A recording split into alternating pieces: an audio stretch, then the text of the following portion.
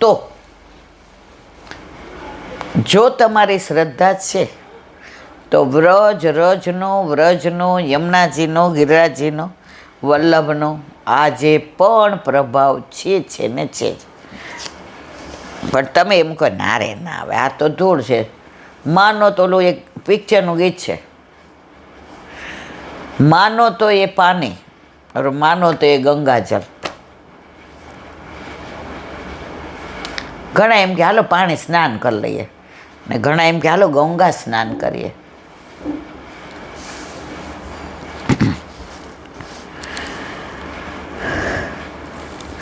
આગળ ભંડારવટે શ્રી નંદરાયજી ઠાકોરજીની સામગ્રી એકઠી કરીને ભંડારો કરેલો, એટલે એનું નામ પડ્યું ભંડારવટ. દરેક લીલા ને લીલાસળી, અને હતું નહીં, આજે પણ છે. અને અનુભવ એવા ભગવદીઓને થાય, હજી આપણને કાંઈ ન થાય. આપણે વાતો સાંભળીને રાજી થાય. એનું કારણ છે હજી આપણી અંદર જે બધું ભર્યું છે ને એ બહાર નથી નીકળ્યું. અહીંયા ખાલી હોય તો ભરાય ને. આ મુઠ્ઠીમાં કચરો કાઢીને લીધો હોય, હાથમાં હથેળી ભરેલી હોય, અને તમે એમ કહો લે આ કેરીના ટૂંક ઠાકોરજીને ધરાવેલા, કાં મારે કચરો નીચે ફેંકીને હાથ ધોવો પડે, અને કાં હું એમ કહું નહીં લેવાય. હજી આ એ બધો કચરો છે. પ્રભુ તો કેરીના રસાળ ટૂંક દેવા ભાવ તૈયાર જ છે. પણ આમાં આ કેરી, અને જો થોડુંક તમે દેવા જાઓ તો આમાં તો બગડી જાય. પેલા એ ખાલી કરવું પડે ને. સત્સંગમાં બેસીએ ત્યાં નક્કી કરીએ આપણા બધા પડવું જ નથી. જેવા અહીંથી નીકળ્યા અને ઓલા રૂમમાં ગયા, લે અમે 6 વાગ્યાના બેઠક ત્યારના ક્યાં ગયા, તો હજી નથી આવ્યો તાર મમ્મી પપ્પા. લે એ બેન હમણાં તો સત્સંગમાં આનંદ કરીને આવી, પાછી પંચાયત. જ્યાં સુધી મનને આ બધું કાઢી નહીં નાખે ને ત્યાં સુધી ઓલો રસ નહીં જાય. માટલાને પૈકવું હોય, સરસ બનાવ્યું હોય, કલર કર્યો હોય, અને ઘરે મહેમાન આવવાના હોય. હવે દહીં મેળવું ને ભૂલી ગયા માટલા મેળવું છે. 2 દી પડ્યું રહ્યું, ખાટું બડા જેવું, આખા ઘરમાં વાસ આવે. હવે માટલું નવું છે, સરસ પૈકું છે, કલરવાળું છે, એમાં પાણી ભરાય, અને ભરવું હોય તો બરાબર સાફ કરવું પડે ને. પણ આપણે કંઈ નહીં, અમારે એ તો સાફ નહીં કરવું, અંદર નાખો તો ઓલો રસોઈ બગડે, ઓલી વસ્તુ તો બગડેલી છે જ. અમે નાના હતા ને તો માસીને ઘરે જતા, તો સાંજે પછી ખીચડીને એવું થોડું વધે ને એટલે માસી ઓલા ભાભી એમ કે હાલો બધાય થોડું થોડું લઈ લઈએ, ઢાંકવું નહીં. અને સવારે કોઈ ખાય નહીં આવું, જીતીબા તમે થોડું, નહીં હું તો નહીં જ ખાઉં, આપણે તો દાદા રેંગા.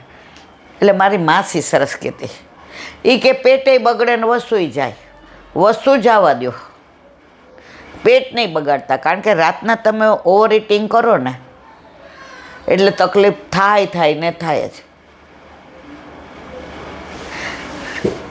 એમ આપણે ઓવર બધો કચરો ભેગો કરીએ ને તો લીલામ જઈએ ત્યારે એ જ બધું ભેગું આવે. ઓલું લઈ જવાનું છે તો અંદર ગયું જ નહીં, કારણ કે અંદર એકલો કચરો ભર્યો છે. કાલે પ્રેમાનંદજી મહારાજ કહેતા હતા, આમાં બધાય જાણે છે કે મૃત્યુ નિશ્ચિત છે, ક્યારે જવાનું એ ખબર નથી, અને આ કાંઈ ભેગું નથી આવવાનું એ ખબર છે. આમાં કોણ કમાવાનું છોડી દે છે, કોણ પ્રપંચ કરવાનું છોડે છે, કોણ ઈર્ષા કરવાનું છોડે છે? બધાને હોડ લાગે છે હું જલ્દી પૈસાવાળો થઈ જાઉં. વધુ પડતો પ્રેમ અને વધુ પડતી રસોઈ બગાડ થાય. આજે આપણા ઘરે જમણવારી હોય ને આપણને એમ થાય કે 100 માણસનું કરવાનું છે, તો આપણે 125 એટલું કરીએ કે પછી ક્યાંક 2-5 વધુ ઓછું આવી જાય તો પછી રાતના 10 વાગે જમણવારી પૂરી થાય ને જોઈએ તો 50 માણસનું વધ્યું. જો વધુ પડતું બનાવ્યું બગડું, અને કોઈને વધુ પડતો પ્રેમ કરીએ ને એ બગડે કે નથી ખબર, પણ આપણું તો મન બગડી જ જાય. અરર મેં આની યાર આવું કર્યું તોય આણે આવું કર્યું, એ વ્યથામાં મગજ ખરાબ થઈ જાય. એટલે વધુ પડતો પ્રેમ અને વધુ પડતું ભોજન નાખી દેવું પડે છે.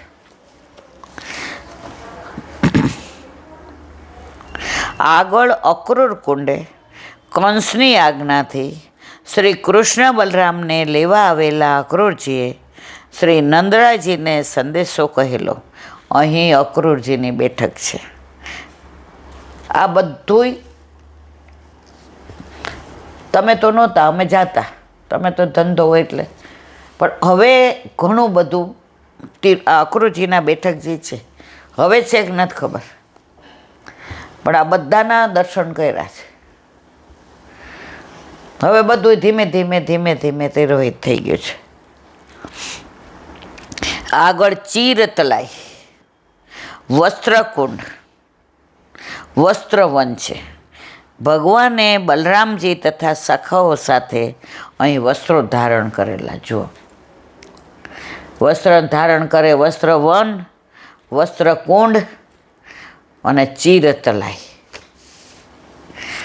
જ્યાં જ્યાં પ્રભુ જ્યાં ઉચ્છ્વાસ કાઢે એ ઉચ્છ્વાસ કુંડ હોય. તો વ્રજમાં જાઓ ને તો ભલે ને તિરોહિતથી હોય, પણ ત્યાં જાઓ એટલે ફીલ તો તમને આવે ને આવે.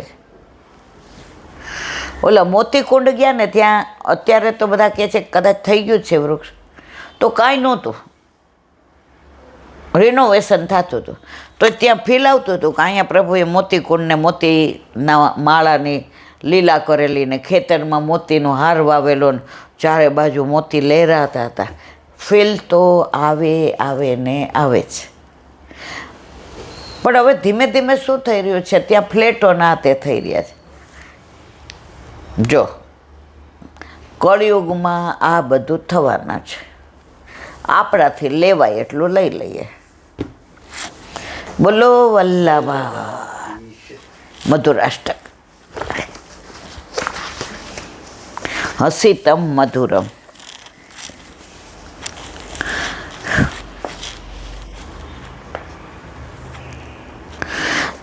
કિશોરીબાઈને ત્રણેય સ્વરૂપના આદિ ભૌતિક, આદિ આધ્યાત્મિક અને આદિ દૈવિક નિત્ય લીલામાં પણ સ્વરૂપ છે. એના દર્શન ક્યાં? બિલસુકુંડ ઉપર કરાવેલા.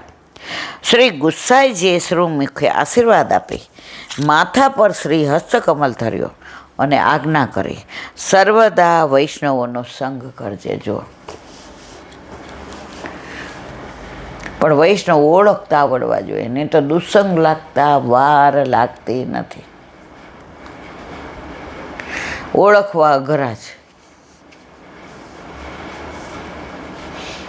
અને ઓળખાઈ જાય તો બેડો પાર થઈ જાય. પણ હવે કેમ ઓળખવા એ હજી મને ખબર નથી પડતી. હું ઘણી વાર ભરાઈ જાઉં, મને એમ થાય આવું, પણ સમજ્યા ત્યાંથી સવાર, ત્યાંથી પછી યુટર્ન લઈ લેવાનું, ભલે પાછું જવું પડે. કાલે આપણે ગયા બરાબર પેલા ને ત્યાં સેલા ને સેલા, હા, તો 2 જગ્યાએ રસ્તો બંધ, તો યુટર્ન લેવો પડ્યો તો ને કેટલું ફરવું પડ્યું. તો આ દુસંગ ઘણી વાર મળી જાય ને તો યુટર્ન બહુ લેવા પડે, ફરવું પડે. એટલે બને ત્યાં સુધી વૈષ્ણવને ઓળખા પછી સંગ કરવો, નહીંતર અસંગ રહેવું. 2-4 વાર તો હું એવી ભરાઈ ગઈ હતી કે હજી મને એમ થયું શ્રી ગુસાઈજીની કૃપા અને યમુનાજીથી કૃપાથી કિશોરીબાઈ સારા એ વાર્તા આપણે જાણીએ છીએ. શ્રીજી દ્વાર દર્શન કરવા ગઈ, દર્શન ખુલ્યા અને શ્રીનાથજી બાવા ઊંચા થઈ કિશોરીબાને જોઈને પછી હશે. કેવી કૃપા કિશોરીબાઈ ઉપર! વૈષ્ણવોએ જોયું, પ્રભુ કિશોરીબાઈને સામે જોઈને હસ્યા. બધા વૈષ્ણવો ગુસાઈજી પાસે જઈને પૂછવા લાગ્યા, આજ ગોવર્ધનનાથ પ્રભુ કિશોરીબાઈને જોઈને હસ્યા કેમ? ત્યારે આપશ્રીએ જવાબ આપ્યો કે કિશોરીબાઈ ઉપર શ્રીનાથજી બાવાની કૃપા છે, યમુનાજીની કૃપા છે અને અમારી પણ કૃપા છે. તેથી શ્રીનાથજી બાવા કિશોરીબાઈને જોઈને હસ્યા. આ હસીતમ મધુરમ ભગવાનના રસ સ્વરૂપમાં તેમના હાસ્યથી હાસ્ય રસનો અનુભવ થાય તે હસીતમ મધુરમ. હસીતમ મધુરમ ઉપર તો એક મેં પુસ્તક વાંચ્યું હતું બહુ વર્ષો પહેલાં જ, બ્રજભાષાના. ખાસા 50-60 પાનામાં એણે વિવરણ કર્યું હતું કે પ્રભુ ગોપીઓને જે બેડા ચડાવે ત્યારે હસે એનો જુદો, હસીતમ મધુરમ. વેણું વગાડે ને ગોપીઓ આવે ત્યારે હસીને આવકાર આપે, હસીતમ મધુરમ. માખણ ચોરી કરતા હોય ને ગોપી આવી જાય અને જે આમ હસી પડે, હસીતમ મધુરમ. યશોદા મૈયા ઓલા ગાય દોતા હોય ને આવે ને લાલાને કે વાહ સરસ ગાય દોવે, હસીતમ મધુરમ. રાધાજી ગાયો દોતા શીખવાડવાનું કે અને આવીને મંદ મંદ મુસ્કાઈને પ્રભુ એને મંદ મંદ મુસ્કાઈને જવાબ આપે, હસીતમ મધુરમ. સખાઓ સાથે ખેલતા હોય ને અંચી કરે અને અંચી કરીને હસી જાય એટલે ઓલા ભૂલી જાય કે આને અંચી કરે છે, હસીતમ મધુરમ. ઠાકોરજી છાક આરોગતા હોય અને મોઢામાં દઈને પાછું લઈ લેતા હોય ને સખાઓ સામું જુએ ત્યારે એવા હસી પડે, હસીતમ મધુરમ.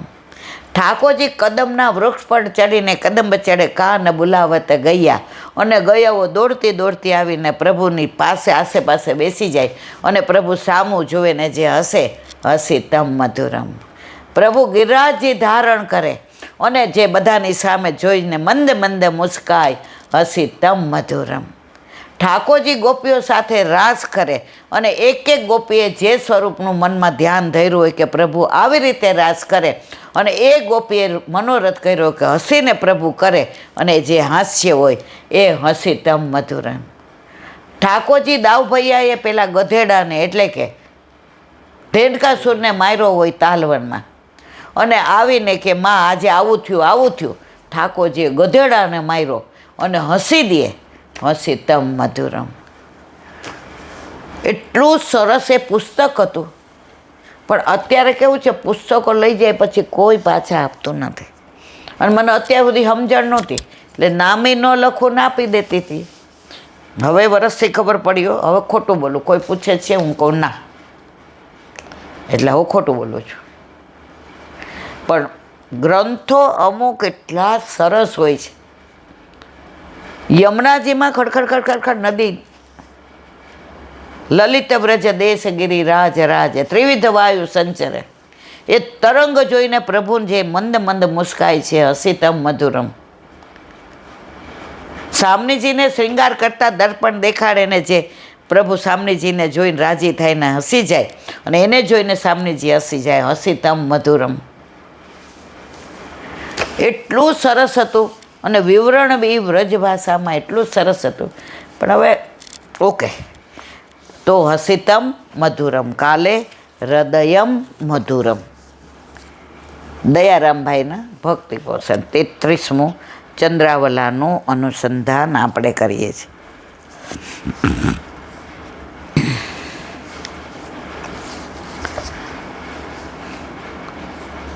આત્મનિવેદન બલિરાજાનું, એનું કાલે આપણે કીર્તન વાંચ્યું એનો ભાવ. આત્મનિવેદન ભક્તિનું આ કીર્તનમાં યથાર્થ ગાન પરમાનંદાસીએ કર્યું છે. બલિરાજા યજ્ઞ કરતા હતા. યજ્ઞના ફળમાં તે વિષ્ણુ ભક્તિ ચાહતા હતા, પરંતુ દેવતાઓ મૂંઝાણા ક્યાંક ઇન્દ્રનું સિંહાસન કાયમ છીનવાઈ ન જાય તે ભયથી ભગવાન પાસે જે સ્તુતિ કરી ત્યારે દેવતાઓની વિનંતીને માન આપે વામન રૂપ ધારણ કરી બલિરાજા પાસે 3 પગલાં પૃથ્વીની યાચના કરી. આ વખતે ગુરુ શુક્રાચાર્ય સમજી ગયા આ તો સ્વયં વિષ્ણુ પધાર્યા છે અને રાજાને લૂંટી લેશે. પોતાના શિષ્ય બલિરાજાને આવું દાન ન દેવાની સલાહ આપી, પરંતુ ગુરુની આજ્ઞા ભલે ઉલ્લંઘન થાય પણ દાન તો હું આપીશ. સેવા કૃતિ ગુરુ આજ્ઞા બાદ નમવા હરી છે. એ ક્યારે વિષ્ણુ મારા ઘરે માગવા આવ્યા છે હું પાછો પડું? જેના માટે આ કાર્યો કરી રહ્યો તે સ્વયં વિષ્ણુ અગર મારે દ્વારે આવ્યા તો હવે પછી મારે મેળવવા પણ કાંઈ રહેતું નથી. સંકલ્પ કરતાં જ વામનજીએ સ્વરૂપ વધારી દીધું. 2 પગલામાં બધું માપી લીધું. ત્યારે વામનજી કે બતાવ હવે આ 3જું પગલું ક્યાં રાખવું? ત્યારે બલિરાજાએ આત્મસમર્પણ કર્યું. પ્રભુ, હજુ તો હું આપને દેવાવાળો ને તમે લેવાવાળો છે, એટલે મારામાં હું પદ છે અને મારો દેહ તેના ધર્મપત્ની બધા મારા છે. હવે હું અને મારું આપને સમર્પણ કરું છું. આત્મનિવેદન. આત્મના સહ સમર્પયામી. હું આપનો દાસ છું. મારી ઈચ્છા દાસત્વ ભાવથી સર્વ સમર્પણ કરીને રહેવાની છે. પ્રભુએ તેમનું આત્મનિવેદન સ્વીકાર્યું. પ્રભુ જાણી ગયા કે આ મારો ભક્ત સાચો છે. પરમાનંદાસજી કહે છે, જેને સાચો માને તેનું સમર્પણ પણ સાચે સ્વીકારે છે.